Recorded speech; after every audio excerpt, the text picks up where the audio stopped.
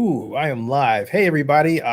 Today is August 4th, 2020, and I turned 58. I was born at in Chicago at 1:01 in the afternoon, not the morning, 1962. And it's funny how you have dreams, and sometimes your dreams are met, but then most of the time your dreams aren't, or sometimes your dreams become something else. But if you believe in God like I do, you realize that the Lord has a plan for you, even if you don't quite know what that plan is. You just, at times, do have to trust the Lord. And I say that in particular for your choice is not shakable. But I digress.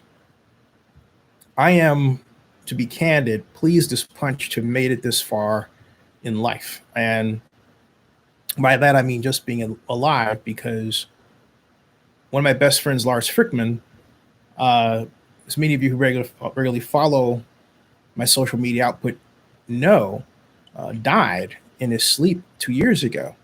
And we knew each other going back to 1975. We started the Star Trek Club, and we kind of lost touch. But then, thanks to Facebook and our mutual friend Bill Boyd, we reconnected and never stopped talking to each other about everything.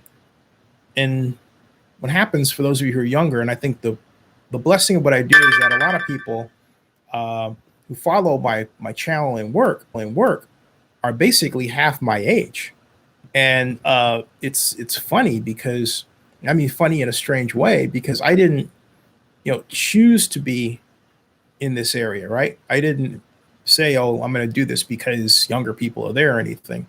It started back when it's always been in me to be a futurist, right?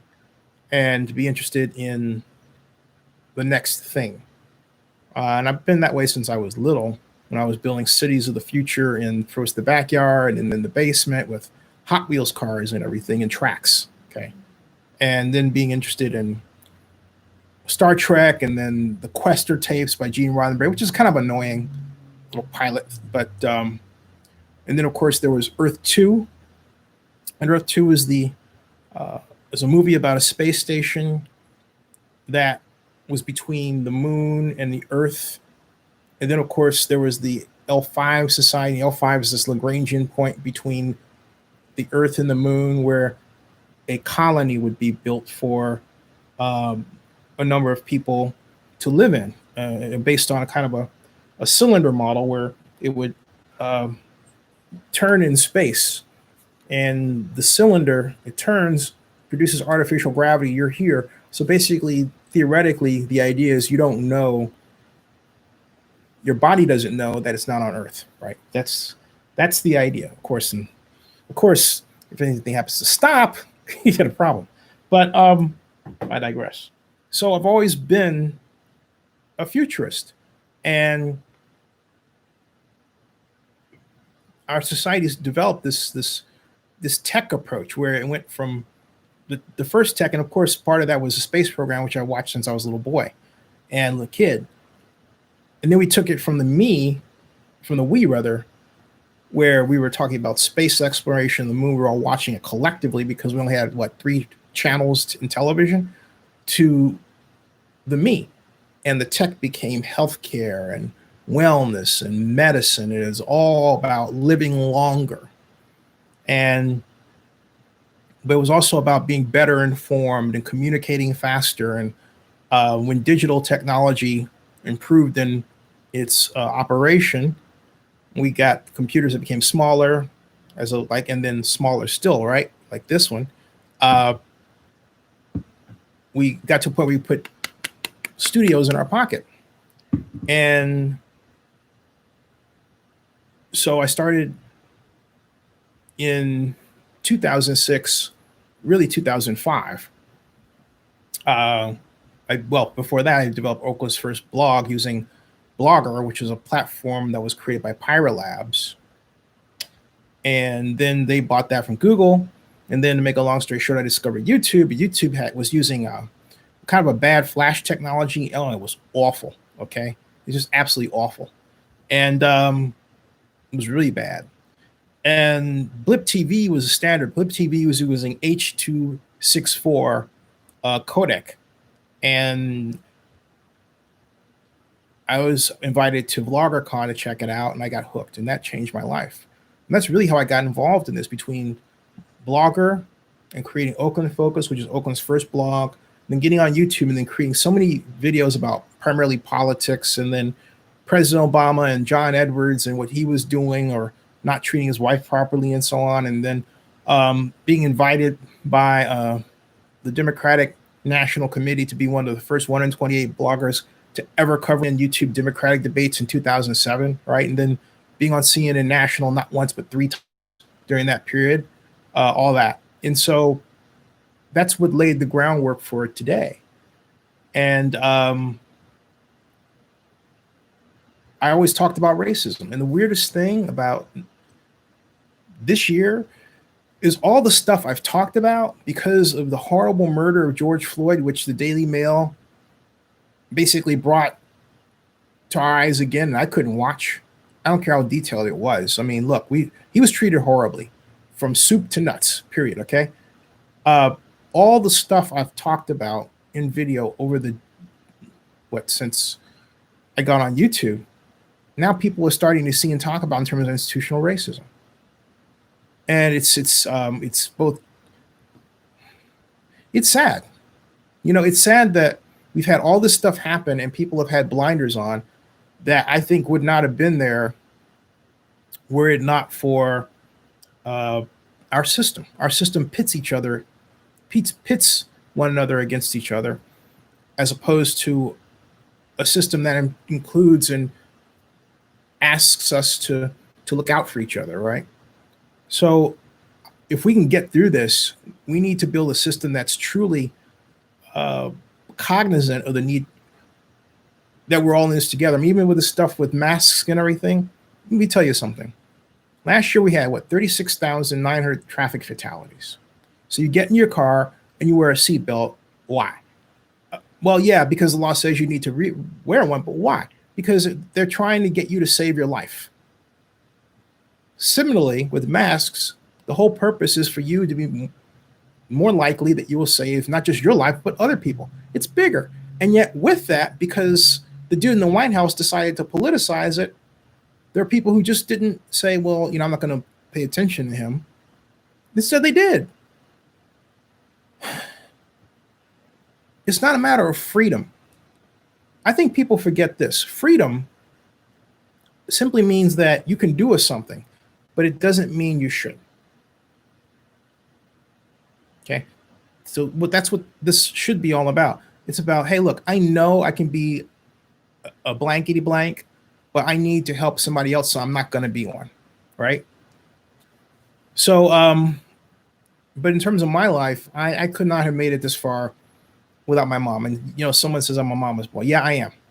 But that can manifest itself in many different ways. All I know is this: when your folks need help, when they need your company, be there for them. Rearrange your life for them, because they spent your young years rearranging their lives for you. It doesn't matter if they were working jobs to make sure that you had a roof over your head, getting food in your stomach, anything that they had to do to make sure that you were fine and more than fine, you know, putting away a nest egg for you that will grow until you went to college, making sure you had the right place at college, making sure that you knew what to do in an emergency in college, all that stuff and beyond. Even when you got out of college, you needed a place to stay. Your folks were there for you, right? So now you got to be there for your folks. And yeah, I'm here for my mom. I haven't been blessed enough to meet Mrs. Abraham yet. You know, always thought maybe this, but it didn't happen. And then I look at some of my friends and how maybe it didn't go well for them. I'm thinking, well, it doesn't necessarily mean it had to be perfect, right? But I know I will have made, and I still will make a great husband and father. I know that. My job right now is to be a great mother, a great son to my mother, right? Because my mother has been a fantastic mother to me. And that's how, that's how I keep score.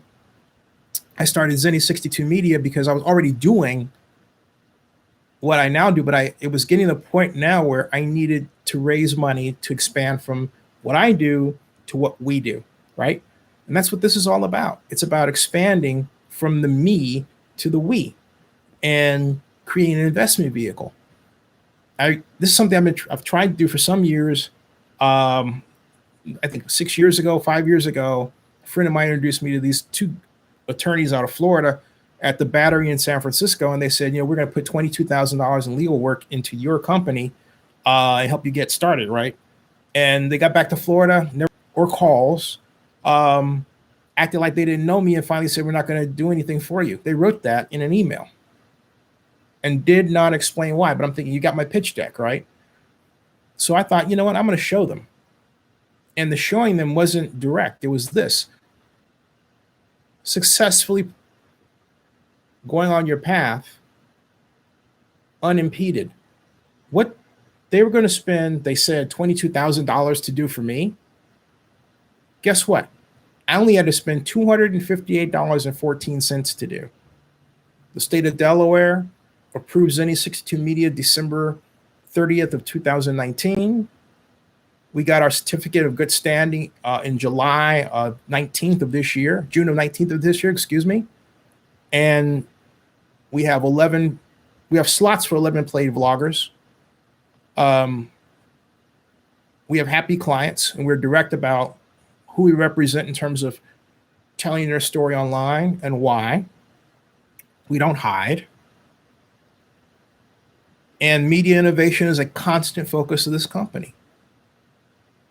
And I like the people that I work with. It's been a vehicle for me to give stock to and bring in people that have been good to me over the years and help me get clients that are now an ironclad part of this organization. And the reason why I do it this way is because there are too many people out there that are willing to say, and they're ready to say, that a black guy is doing something wrong. Oh, you're hiding. Oh, you're hiding. There are people who do this. They get on other people's platforms and everything else, and this is their way of making themselves look bigger than other people.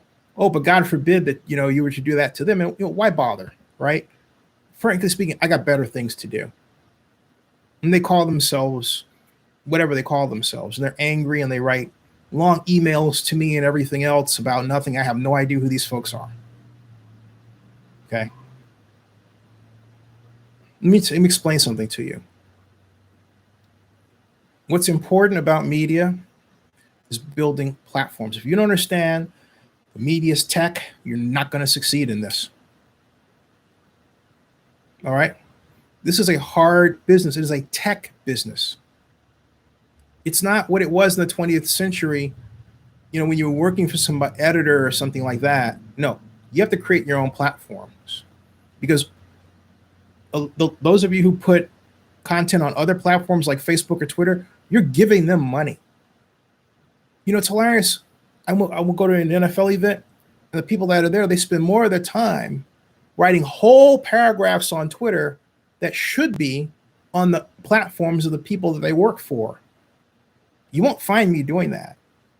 You won't find anyone representing Zennie62Media doing that, because it hurts us. We have our own platforms to put stuff on. You can make a vlog in a few seconds and do the same thing, and guess what? It's monetized automatically in Zennie62Media. They get paid for it. Plus, they split the revenue from the video into the future of our lifetimes. That's the way it ought to be. So I'm really proud of that. And if you're listening to out there, visit Zennie62Media.com. We welcome investors. I have a pitch deck I'm happy to present to you after we've had a conversation or two, and I can get to know who you are, and vice versa. You certainly want to get to know us, right? So anyway, that's what I wanted to say for my birthday. I'm gonna go down and have dinner with my mom. And yeah, I'm still, you know, the situation here is I've got my place back in Oakland I'm maintaining because I have clients there in business. And I'd like to keep that unless I need to let it go. But this is where I'm at. And yeah, I'll be here. Suburban Atlanta, for all of its faults regarding politics and everything else, the people here are nice. And this is the best place, in my opinion, that I know of for an elderly person to be in. And so we were, you know, mom is in a great space here. And I think being here prolongs your life by about a good 5 years, at least. So take care of your parents, folks. Call your mom and your dad, both, if you can. All right. God bless you. See you.